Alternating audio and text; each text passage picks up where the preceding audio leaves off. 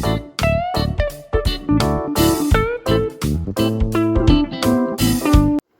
everyone, my name is S. Jagdish from Team E Group C. My school is Amrita Vidyayam and I am a young scientist under Kumari Regal, Peravali. அப்பா சுய ஒழுக்கம் என்றால் என்ன? சுய ஒழுக்கம் என்றால் முதலில் ஒழுக்கம் என்றால் என்ன? ஒழுங்காக இருக்கிறது தான் ஒழுக்கம். சுய ஒழுக்கம் என்பது தன்னைத்தானே ஒழுங்காக வைத்துக் கொள்வது. தன்னைத்தானே ஒழுங்காக வைத்துக் கொள்வது என்றால் காலை டெய்லி ஆக்டிவிட்டி நம்ம ஸ்டார்ட் பண்ணுறோம். காலை 6 மணிக்கு எந்திக்கிறோம், அலாரம் வச்சு எந்திக்கிறோம். அப்புறம் என்ன செய்யணும், பாத்ரூம் ஆக்டிவிட்டி ஒழுங்காக டெய்லி பல்லு தேய்க்கணும், டெய்லி குளிக்கணும். அப்புறம் ட்ரெஸ் மாற்றிக்கிட்டு சாப்பிட உட்காந்து செல்ஃபோன் யூஸ் பண்ணக்கூடாது. சாப்பாடில் தட்டில் இருக்கிறத ஃபுல்லாகவே சாப்பிட்டு முடிச்சிடணும். எச்சி அங்கே எடுத்து போடக்கூடாது. இதெல்லாம் தான் வரும். இது முடிச்சுட்டு அடுத்து நம்ம ஸ்கூலுக்கு போக வேண்டிய வேலை இருக்கும். ஸ்கூலுக்கு போக வேலை என்னென்ன, ப்ராப்பர் டைமுக்கு அந்த பஸ்ஸையும் நம்ம பிடிக்கணும். அந்த ஒரு பஸ்ஸை விட்டுட்டு அடுத்த பஸ்ஸுக்கு இதை வெயிட் பண்ணவோ அன்றைக்கி லீவ் போடவோ அது ஒழுக்கமான செய்ய முடியாது. புரியுதா? இதுதான் சுய ஒழுக்கம். நன்றி அப்பா. அம்மா, நம்மளை நாமே எப்படி பண்படுத்திக் கொள்ள முடியும்?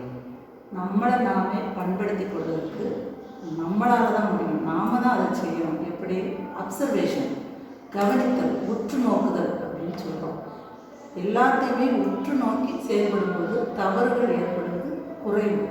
முதலில் நம்ம வீட்டில் வரக்கூடிய நியூஸ் பேப்பர் ரீட் பண்ணணும். அட்லீஸ்ட் உங்களுக்கு ரீட் பண்ண ரொம்ப டைம் இல்லை அப்படின்னா அட்லீஸ்ட் ஹெட்லைன்ஸாவது படித்து அதில் என்னென்ன இருக்குங்கிறத தெரிஞ்சுக்கணும்.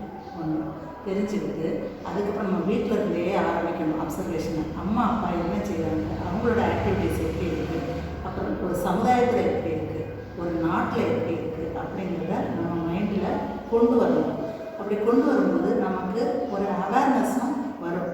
என்னெல்லாம் இருக்குது. இப்போ ஒரு கவர்மெண்ட்டில் ஒரு ஸ்கீம் அலாட் பண்ணுறாங்க, நமக்கு எப்படி தெரியும்? தெரியாது.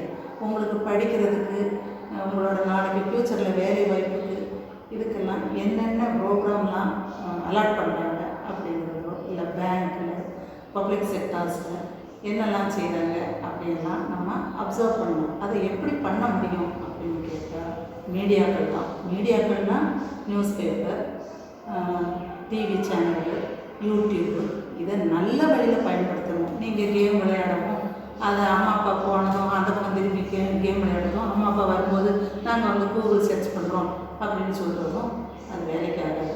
நீங்கள் அப்சர்வேஷனுங்கிறது ரியலாக இருக்கணும். அதுக்காக நான் உங்களை எப்போ பார்த்தாலும் புக் எடுத்து படிங்க, எப்போ பார்த்தாலும் நீங்கள் ஜென்ரலாகவே பாருங்கன்னு வச்சுக்கோங்க. உங்களுக்கும் என்டர்டெயின்மெண்ட் வேணும். கொஞ்சம் நேரம் விளையாடலாம், கொஞ்சம் நேரம் படிக்கலாம், புக்ஸ் படிக்கலாம். உங்களுக்கு புக்ஸ் படிக்கிற ஒரு திறமையை நீங்கள் வளர்த்துக்கணும்.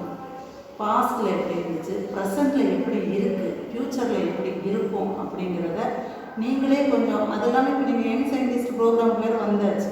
வரும்போது உங்கள்கிட்ட எதிர்பார்ப்புகளும் அதிகமாக இருக்கும். அடுத்து நீங்கள் என்ன செய்ய போகிறீங்க, அதுலேருந்து நீங்கள் உங்களை எப்படி வளர்த்துக்கிட்டு வர்றீங்கிறதையும் அப்சர்வ் பண்ணலாம். இப்படி தெரிஞ்சுக்கிறது தான் நம்மளை நாமே பண்படுத்துவது. அப்புறம் ஸ்கூல் போகிறீங்க, டீச்சர்ஸ் சொல்கிறத கவனமாக கேட்கணும். ஒரு அம்மான்னு நம்ம வீட்டில் சொல்கிற மாதிரி ஸ்கூலுக்கு போனால் அவங்க தான் ஒரு செகண்ட் அம்மா. அதை தெரிஞ்சுக்கிடணும். தெரிஞ்சுக்கிட்டு ஸ்கூலில் டீச்சர் டீச் பண்ணும்போது பக்கத்தில் பிள்ளைங்கக்கிட்ட பேசிகிட்டு இருக்கிறது, ஒரு கவனிக்காமல் நம்ம வேலையை வேறு ஏதோ வேலை பார்த்துக்கிறது, அந்த மாதிரிலாம் செய்யக்கூடாது. ஒழுக்கமாக அவங்க சொல்கிறதே அப்சர்வ் பண்ணி என்ன சொல்கிறாங்கன்னு கேட்டு நல்ல பிள்ளைங்களாக வீட்டுக்கும் சமுதாயத்துக்கும் நாட்டுக்கும் நடந்து கொள்வதே ஒரு பண்படுத்துதல் ஆகும். நன்றி அம்மா. அப்பா, ஒரு இடத்தில் நாம் எப்படி இருக்க வேண்டும்? பொது இடம். பொது இடம்னா எது? பொது இடம் வீட்டை விட்டு நம்ம வெளியே போனாலே அதே பொது இடம். வெளியே போய் நிறைய பேர் நம்ம சந்திக்கிறோம். நமக்கு வயசு கம்மியான ஆளுகளையும் சந்திக்கிறோம், வயசானவங்களையும் சந்திக்கிறோம், நம்ம ஃப்ரெண்ட்ஸையும் சந்திக்கிறோம். இப்போ வயசானவங்களை நம்ம சந்திக்கிறப்போ முதல்ல நம்ம பாரம்பரிய முறைப்படி அவங்களுக்கு வணக்கம் சொல்லுவோம். அதுதான் நல்ல ஒரு முறை. வணக்கம் சொல்லுறது. அவங்க என்ன சொல்கிறாங்களோ அதை நம்ம காது கொடுத்து கேட்கணும். இடையில பேசணும். என்ன சொல்லி முடிக்கிறாங்களோ அது வரைக்கும் நம்ம வெயிட் பண்ணி அந்த அர்த்தத்தை நம்ம மனசில் ஆகிடும். நமக்கு அந்த அவங்க சொல்கிறதுல எதையாவது வித்தியாசங்கள் முரண்பாடுகள் இருந்ததுன்னா நம்ம அவங்கள்ட்ட பேசி முடிச்ச அப்புறம் நிதானமாக இதுக்கு என்ன அர்த்தம், இது என்ன பிரச்சனை, என்ன ஏது நம்ம கேட்டு தெரிஞ்சுக்கணும்.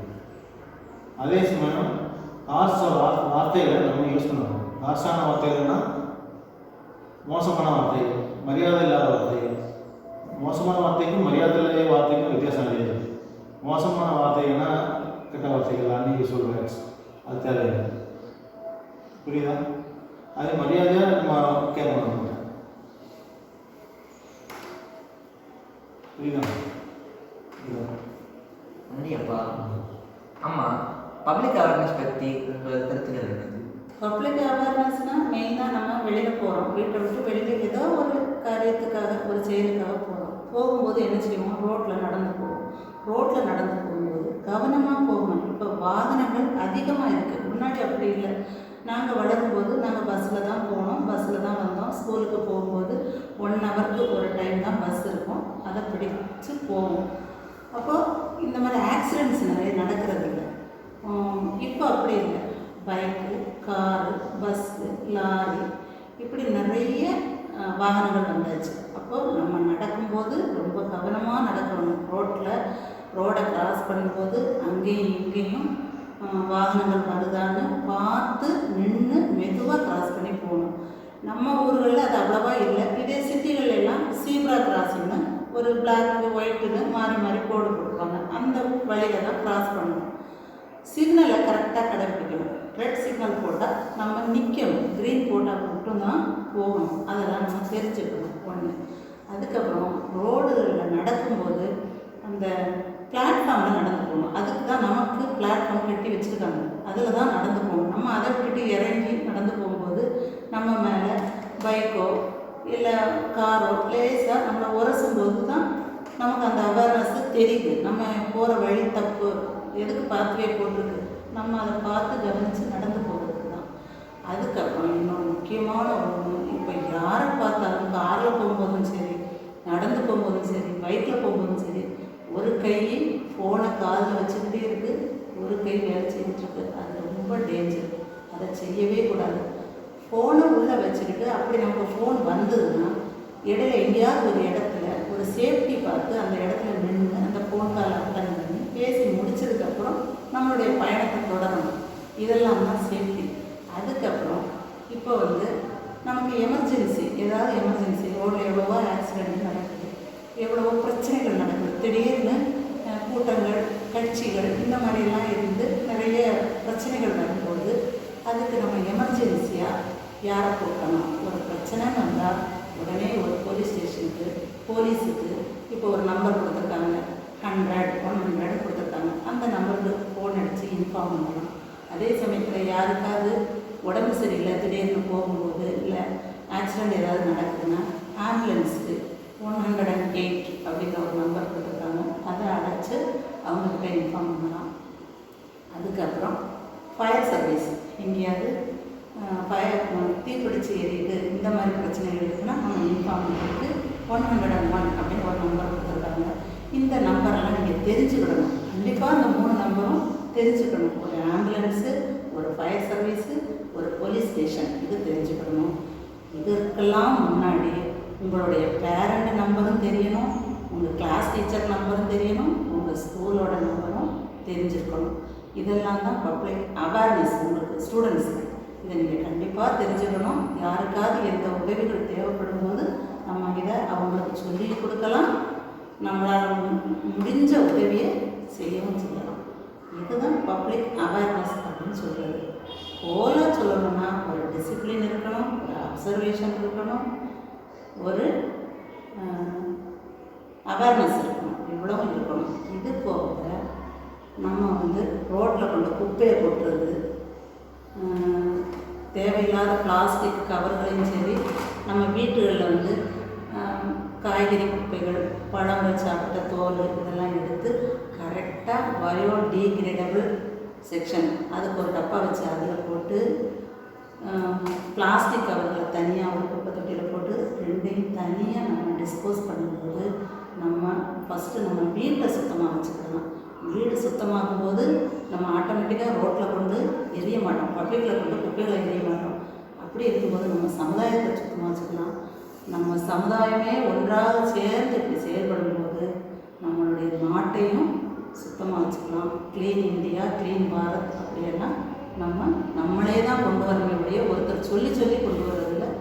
ஒவ்வொருத்தரும் இந்த சுய ஒழுக்கம், இந்த அப்சர்வேஷன், இந்த பப்ளிக் பிஹேவியர், இது எல்லாமே பப்ளிக் அவேர்னஸ் இத்தனையும் இருந்துச்சுன்னா ஒரு நாடு, நம்ம நாடு சிங்கப்பூர் மாதிரி க்ளீனாக ஆகிடும், நல்லா நீட்டாக இருக்கும். ஏன்னா நம்ம நாட்டில் பாப்புலேஷனும் அதிகம், அதனால் கொஞ்சம் கொண்டு வரது கஷ்டம்தான். எஜுகேட்டடும் இருப்பான், அன்எஜுகேட்டடும் இருப்பான்.